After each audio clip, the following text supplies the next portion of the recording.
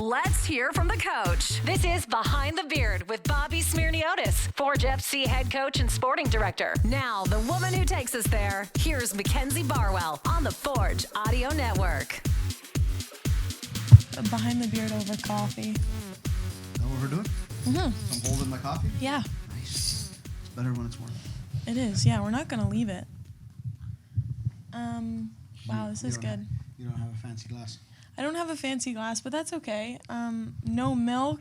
There's no milk. Is there? There's Maybe milk in I'm there. just used to the ratio being crazy. You got a proper proportion.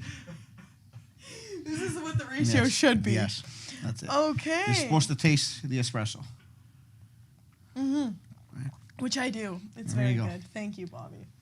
Okay. Make sure you don't spill the coffee in my Yeah, carpet. that would be... Whoa. I've treated this office with nothing but respect. That is true. First things You first. look in there in case I had left anything down there? Okay, I moved like 2 things the last episode. I just moved it was like Just dirty checking. socks and shoes. I'm observant. That's the first thing he said when he sat down. He's like, "Oh, you moved some of my things around." Well, when things aren't in their place, I can usually tell. There's barely anything in this office, honestly, so it makes sense. There's some memorabilia on my desk. There is. 2 soccer balls. Where's that beaten Oh. up one? It's usually in here. Yeah, it's It's in there. okay. It's hiding in there. We need to do one day like a tour of the What do we got going on shelf. here? Yeah. A lot of wine, Forge wine Which is so random. from year 1, inaugural season. We have Forge beer, Forge beer and wine. 2021 limited edition, and some soccer balls from A lot of CONCACAF. beverages involved in today's episode. Yes, some other beverages in this one here. We'll but keep it close. We'll keep those ones there. We'll save that one for a later episode. Did your kids like the beards? Yes. Did they take any home? There's a few roaming around the house, that's for sure. There's a few roaming around my house. Yes, there's not just 2. Which is, oh, really? Well, you did show me the picture of your parents. Yeah. They brought them back to London, so now my sister got a hold of it, my entire family. So you're not the only household with the Neighbors orange are beard. asking some questions. No, actually, they're like, why? Yeah, it doesn't make sense. So yeah, you have they took Yes. multiple home. I think you need to keep some of those for the future. Halloween, like we said. You never know. Maybe the beard goes away one day. No, don't joke about that. That's not funny. Okay. That's the end of that. That's the end of that combo. Okay. But seriously, though, congratulations. 150 matches. Thank you. Now you can start keeping track, starting from Yes. 150. Probably Get won't. the tally going. Probably won't. Okay, today's episode, here's what you can expect. We'll talk about Valour this weekend. We'll recap a little bit, as per usual, on the matchup against Cavalry, and then talk playoff format a little later. But I want to start with that game against Cavalry. Obviously, a 0-0 draw there, but a solid performance from Forge, more specifically on the defensive end as well. I talked to some of the players recently, and a lot of them have emphasized the importance of consistency and having, dominance on both sides of the ball, both attacking and defending, of course. So would you say that this past match is kind of an example of one of those games? Yeah, I think the past few matches have been that where we've been excellent in our defensive work. We're a team that may be on 9 or 10 shutouts, but we've also given up more goals than we have last year. So they've come in bunches. So it's important in games to be able to, one, make sure you neutralize your opponent and then allow your attack to go to work, especially in these games as they become a little bit more important down the stretch and as you start gearing up for the playoffs and where it's one game and everything gets decided. Yeah.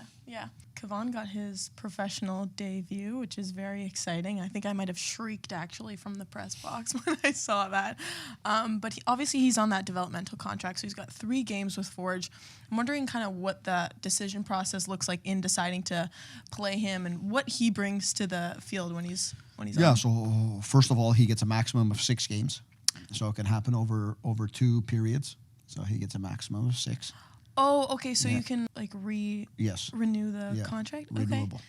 Right, so they have a maximum of 6 games within the season. He's been a player who's been training with us all the summer and even going into preseason. He's had a lot of time here, obviously playing down the road at Sigma and League One, and we've been following him closely. And he's doing an excellent job in training. And if he keeps things up, I think he'll have a bright future. And he's gotten into the game because he deserves it. His performances have been very good, and we think that he'll also be somebody that we may see in these next few games as well. Okay, thank you for fact-checking me on that one. No, that's your job. That's your job. It. I really thought I came in with a stat there. You had it, huh? You looked it up? Yeah. It's renewable, though. Okay. Like you said, coming from Sigma, he's the 31st Forge player now. Another stat for you. That one I can confirm. 31. Yeah. So what can you say about how playing in League One prepares players coming into the CPL?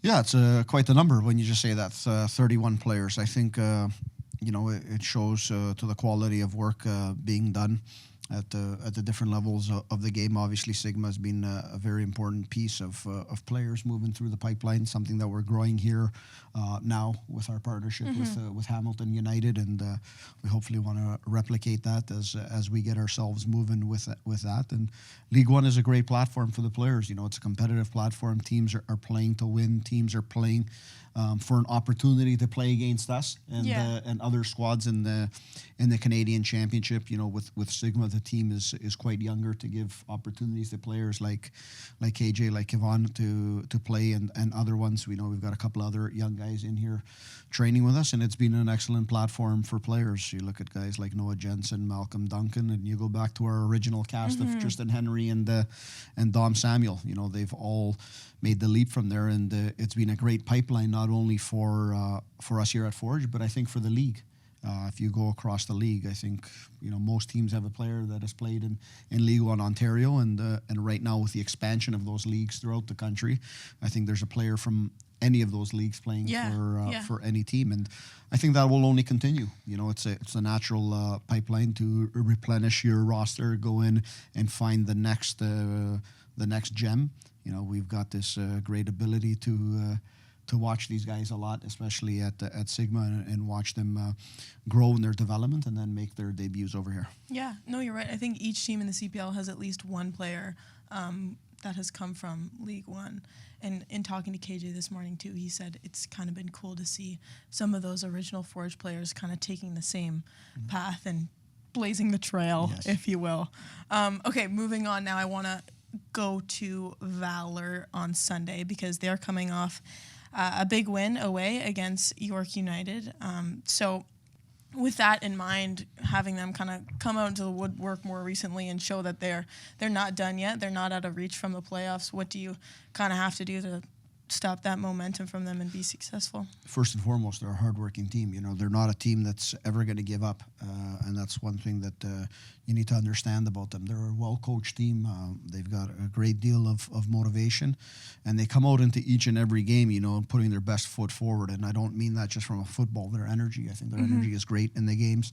Games we've played them this year haven't been easy, and we expect the same thing going into Winnipeg this Sunday. It's an important game for them, and it's a very important game for us as we try and solidify a playoff position and the best possible position we can have. So, we got to expect the best version of Valour and the best version of each team we usually play against. And we just need to be able to make sure we match it and go a little bit beyond. We're on a run of form, which is quite interesting right now. 5 games without a loss, but 1 win within that and 4 ties. Yeah. We obviously have to spin a few of those ties into 3 points as we go down the stretch. Exactly. Now we're going to Winnipeg, right? So anything fun planned in Winnipeg? I think we get there in the evening. We play at 1:00, and there's a flight out at 6:00 after the game to get back home. Good times. Saturday you fly out? Saturday we fly out. Okay. Sunday's the game. We get back quickly because we have I guess not a quick turnaround, but less than a week turnaround for the Saturday game. So in those situations, when we can, we like to play the game and fly directly right out. So we'll miss any fun in Winnipeg. That's fair. I wanted to tell you that I feel like I'm getting better on the match day minus plus system. So what is today? So according to my calculations, today is Wednesday. So Should have been automatic. You brought it up. Wednesday. Should have done your Thursday, homework. Friday, Be like, Coach, Saturday. Okay. it's match day. plus. No. Oh, I will say I didn't have this planned in the episode. This was just right off Good thing the you dome. stopped before that word came out. Okay, wait. Because the last game was on Saturday, and it's Wednesday, so it's +3. There's never a +3. That's not a thing. It's only +2. +2 -4. There you go. Actually? Are you being Actually. serious? Well, how does that make sense? It was on Saturday. Just go with where the game Okay, is now. I'm When's sorry. the game? Sunday. Just go backwards a little bit. Backtrack. It's on Sunday. Sunday. 4. Yeah. Yeah. I know. Totally makes sense, huh? Yeah, I literally had that first try. I just wanted to test your knowledge. There you go. Just to see if you could. We've already finished me. training today. Okay. I'm pretty sure I had it all. You're right. You're right. You're already there. Okay, back to our regularly scheduled program. Which makes tomorrow match day +2 or -3? Mackenzie, it's an easy one. -3. There you go. Yeah. I didn't ask you to do math on my age. We are not doing that again. No. Oh my gosh, I'm not mentally prepared for that. Okay. Playoff format. Let's talk about it. I Yes. know we had a brief conversation about it a couple weeks ago, but admittedly, I honestly didn't realize how different the structure has been in previous years. In talking to Nico about it, I just realized how different and like the evolution of It's been it. different every year. Every single year. Every yeah. single year. So, can you touch on some of the opportunities, but also like challenges that come with this 5 team format? I think this year it's made it more exciting for the fans, Mm-hmm. more exciting for the league. You know, you're adding an extra team. You know, which usually means you know, the games are more meaningful as you're getting towards the end. And I think as a league, you want that. You know, as teams, you just want to secure a playoff spot as quickly as possible. Sometimes you can do that quicker, and sometimes it comes later. And that's the beauty of the playoffs. You know, we have a system in our league where the champion comes from the playoff system, and you can finish at the top of the standings or you can finish 5th, and everyone's kind of got an equal chance of becoming champion. Now this year, the unique thing is it's a lot harder for a team that's finishing 5th to get there, because they'll have to play 1, 2, 3, 4 games. Right, as opposed to those top As two opposed to teams. the top 2 teams, which to make the final would be 2 games. So it's less rest for a team that finishes lower in the standings, and more condensed games. But I think that's exciting. It gives, for the most part, I believe, all but the 5th place team gets a home game in the playoffs. I think, which is important in growing the game in all of the markets. In our league, and it's exciting. Again, it's something different. As I always say, give us the path to the North Star Shield at the beginning of the year, and we'll try and figure out the best way to get there. And that's what we'll do again this year. Yeah, and I guess, you know, based on how the season's gone, it doesn't necessarily, like, just because you have a little bit of a longer way to get to the final in that 5th place spot doesn't mean that, you know, your chances are completely eliminated, because we've seen teams from the bottom of the league just... Yeah, we've seen various things. You know, you look at 2021 and the year where we've lost 2021. We've lost in the final, and that year in Pacific was 3rd place in the standings. Right. But they're the champion of CPL in 2021, and you know, that's not the best thing for us that year. But that's the beauty of the game. Yeah. And that's the beauty of playoff formats and crowning a champion that way. It's, you know, it comes into basically a new season. So for us, there's 4 games to go right now. It's, you know, we want to finish as high as possible. Everything is still possible until anyone really solidifies a first place position. Yeah. And then we go from there, and we go into a part of the season that we want to be in. We still have work to get there, but if we get there, we know it's a part of the year that we seem to enjoy as a club. Anything can happen now. That's it. Before we finish up, there was one other question I wanted to ask you, because you look scared. The eyebrow furrow. Okay. It was more of my coffee's running out. Yeah, No. I think a lot of this episode is us going to be like slurping. You were mid-question. I know. That was my bad. Coffee goes during the pause, Before and after. Yeah, you're right. That's a bad interview thing on my part. Anyways. Maybe I'm just becoming a good host. I think you are, honestly. Maybe next week we reverse. You always say that, though. No. And then you never follow through, so. True. It's because I usually forget. Someone's got to call you out. Yeah, you don't even remember the interview's happening. I just show up at 12:30 on a Wednesday. Last week they were sitting in here for 10 minutes while I was somewhere else. You walk in, you're like, Mackenzie, we have 10 minutes to do this. Let's get it done. I said it with a smile. You did. Yeah. You did it with a serious face. Right. Anyways, today's a little bit more relaxed, which is nice because I reminded you an hour before. Yeah, it's okay. I just have another meeting coming up. Oh, gosh. Okay, last question. Something I'm going to ask Woobs this afternoon in my interview with him. Best piece of advice that you've ever received. Doesn't even have to be soccer related, but this is just to finish it off. Best piece of advice I've ever received. Oh. I was writing some questions this morning, and I was like, I wonder what Bobby's response would be to that. You know, I'll go back to something my father told me when I was young. It was a great piece of advice, and my father is immigrated to Canada in 1969. Not formally educated, did very well in his business over here and so on. But he told me something when I was young that I always kept in my mind, and he said, I never graduated from university, but it's your responsibility to graduate from two. And I asked him, what are the two universities? So I'm like, oh man, this is going to take a long time. Yeah.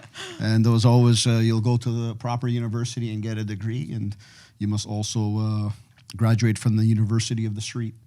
And what he meant by that was understanding how to get around, understanding how to communicate with people, understanding how to do things on a daily basis that everyone needs to do. Not just because you're educated and so on, how you get around. And I think that's helped me out a lot in my life. Yeah, the book smarts and the street smarts. Yes. I didn't know there was a university for the street, though. There you go. I asked him years later. He said I graduated. So. Oh, nice. Congrats. Yes, you passed. I did a great job. Traveled the world on my own, did everything like that. So he said, you've figured it out. Sheesh.